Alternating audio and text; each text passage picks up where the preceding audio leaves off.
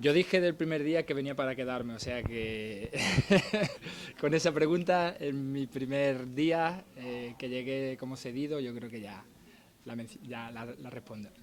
Pues mi futuro, como siempre lo digo, ¿no? Yo soy una persona de vivir el día a día y en lo que más me centro me centro pues en el poder estar en forma, estar 100%, y lo que sí que es cierto de que lo que venga tiene que venir solo, ¿no? Hasta ahora yo vine, el primer año que vine cedido para 6 meses y siempre me propuse pues dar lo mejor de mí, estar al mejor nivel para que el entrenador cuando lo viera oportuno y tuviera que contar conmigo, que yo estuviera a esa altura, ¿no? Gracias a esa mentalidad pues me ha ayudado a que llevo pues unas cuantas de temporadas y esta no va a cambiar nada. Mi filosofía va a ser la misma, de seguir trabajando, de seguir mejorando, y lo demás vendrá solito.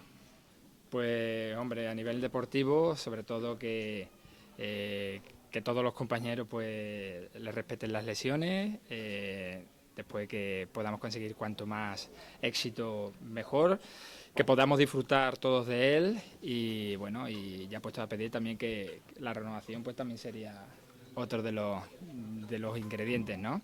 Así que lo que sí que es verdad que bueno, lo que hay que estar es la situación de ahora y disfrutando del momento.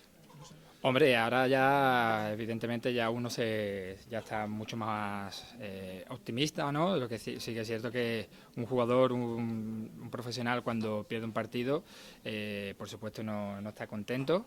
Lo primero que hace es analizar para mejorar, porque esto es una continua lucha para mejorar, intentar pues cometer los errores menores que podamos, y la verdad es que yo veo al equipo pues, igual que siempre, con la ilusión y con las ganas que le ha caracterizado a este equipo, ¿no? Por lo que realmente sí que no ha sido un palo lo del domingo. Cada vez que uno no consigue los 3 puntos es un palo, ¿no? Pero ya estamos de pie.